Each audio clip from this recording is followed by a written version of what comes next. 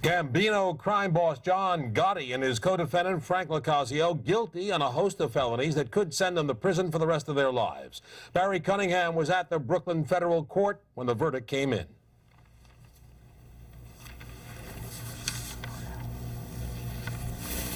A supremely confident John Gotti had spent most of his 7 weeks on trial thumbing his nose at the prosecutor, muttering obscenities against the government, and laughing off testimony that he is the godfather of the nation's richest and most murderous crime family.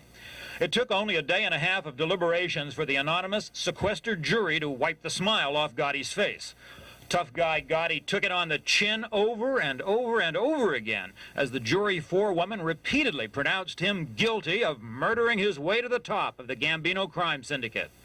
In the spectator benches, several well-dressed members of the Gambino gang cursed the jury out loud as the clerk recorded guilty verdicts on all 13 counts of murder, conspiracy to murder, racketeering, illegal gambling, loan sharking, obstruction of justice, and tax fraud. Gotti's underboss in the Gambino mob, Frank Locasio, was also convicted of murder and racketeering, acquitted only on a single count of illegal gambling. They've called Gotti the Teflon Don because the government has been unable to make the charges stick against him in 3 previous trials. The Teflon is gone, the Don is covered with Velcro, and every charge in the indictment stuck. It's been a long road. Justice has been served, and it feels awfully good. The government maintained that the best evidence against John Gotti was his own voice, secretly recorded on FBI surveillance tapes. You come this punk, me, John Gotti, to sever your mother head off. You know better than the game. Gotti was heard discussing the daily business of the Cosa Nostra, everything from gangland rubouts and labor racketeering payoffs to his own recipe for cooking pasta with lentils. If John Gotti was acquitted, I thought it would give a shot in the arm to organized crime throughout the United States, and John Gotti would achieve a status that not even Al Capone or others in the past have achieved.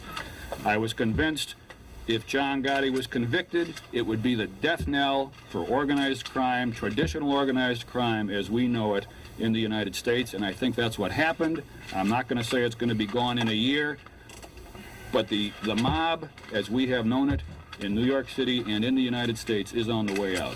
Gotti's lawyers were stunned by the swiftness of the verdict, which could put Gotti in prison for life with no parole. He took it like a real man, and he has vowed that the fight is not over, ladies and gentlemen, and it's not, I warrant you. Just as surprising as the swiftness of the guilty verdict was how completely the jury believed the government's star witness, Mafia turncoat Salvatore Sammy the Bull Gravano, John Gotti's best friend and betrayer. The bad news for organized crime in America is that Gravano is now set to testify against other gangland leaders in other cities. In the words of the federal prosecutor, they're next. At the Brooklyn Federal Courthouse, Barry Cunningham, Channel 11, News at 10. Well, prosecutors call the verdict a victory for justice, but there's a very different opinion on the streets of Howard Beach. Ed Miller is standing by now in John Gotti's neighborhood. Ed? Heidi, the curious carnival continues tonight outside the Gotti family household. People from all over driving by, trying to get a close-up look at where the Dapper Don used to hang all his expensive gabardine suits and silk ties. On the front lawn, in the middle of a tree, hangs a single yellow ribbon, symbolizing the hopeful return of the family patriarch. For up until today, many neighbors and family members truly believed that John Gotti would soon be coming home. John Gotti's daughter Victoria, clearly upset, covering her face, dashing out of the family house tonight, refusing to talk. But earlier, right after the verdict was announced, she wondered out loud whether anyone believed the government won fair and square, accusing the prosecution of overstepping its boundaries. Many others in Howard Beach tonight agree. I don't know. I don't like it at all. I think he should have gotten off. There'll be an appeal and he'll get off because it was very unfair. I think this government sucks. That's all set up. He wasn't guilty.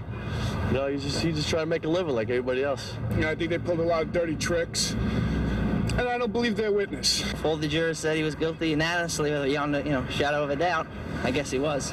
I think he got what he deserved. Really? Yeah. I agree.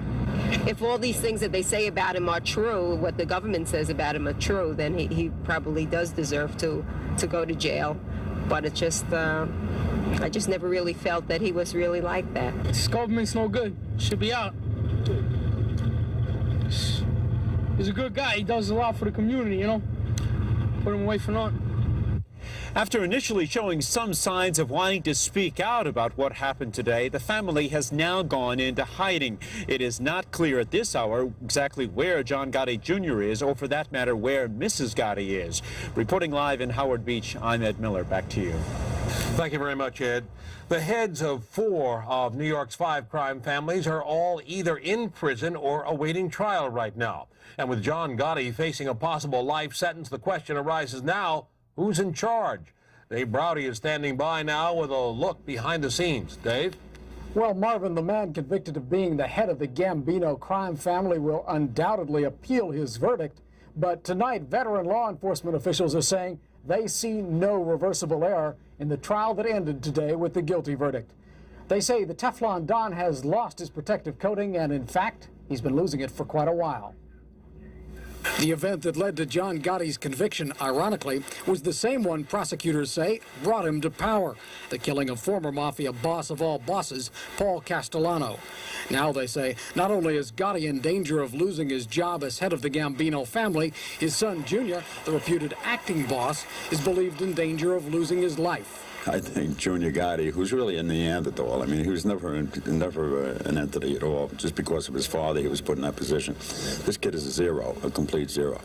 As I pointed out earlier, he should be looking over his shoulder from now on. Former federal prosecutor Rudolph Giuliani hailed the conviction and said he couldn't imagine a judge in the Court of Appeals wanting to reverse the jury's quick verdict.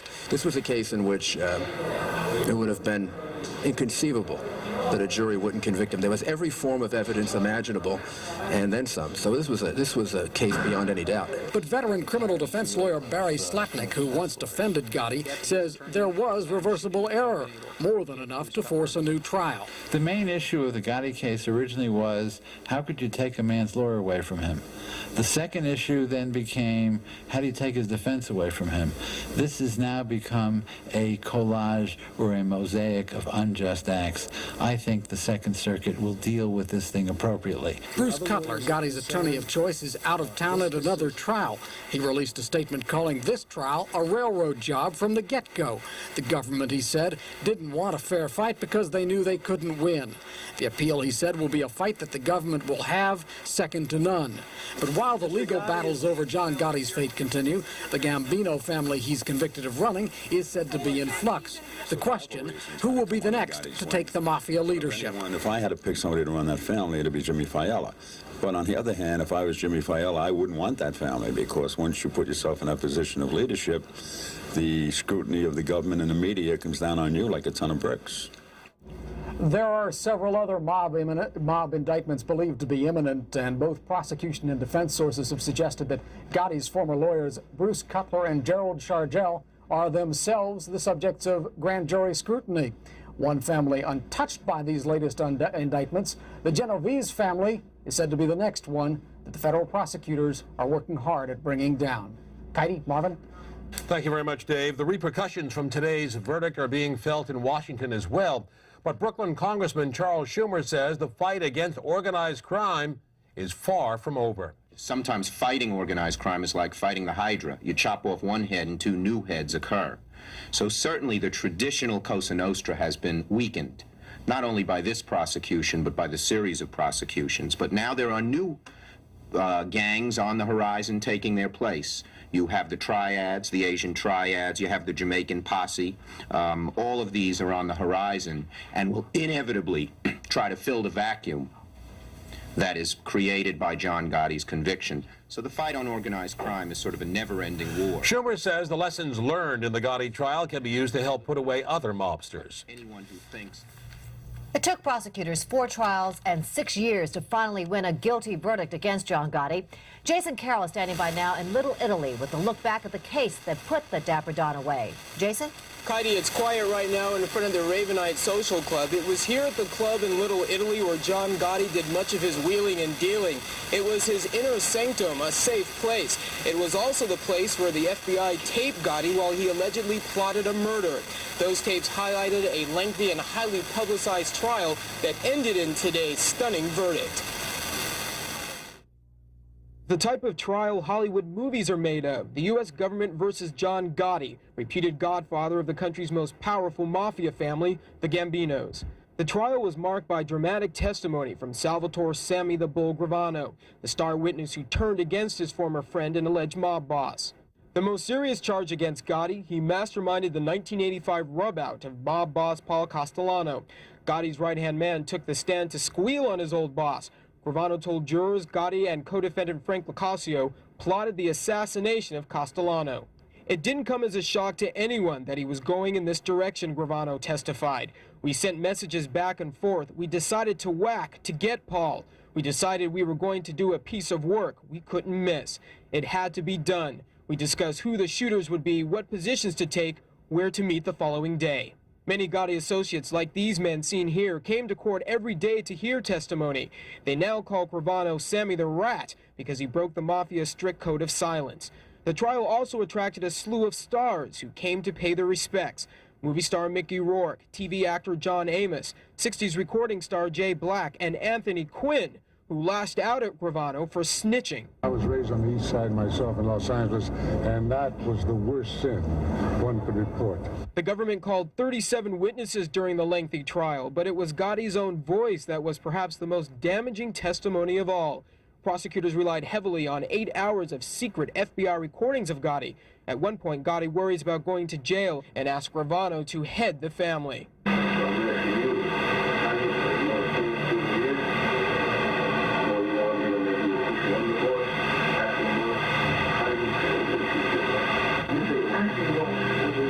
The trial lasted 29 days and tempers flared as it wore on, coming to a peak when the judge threatened to remove Gotti from the courtroom after he blew a sarcastic kiss at the prosecutor. The judge also held the lawyer for co-defendant Locascio in contempt of court after the two got into a heated shouting match. For now, the shouting may be over, but the fear is not. It was fear that drove the judge to keep the jury anonymous and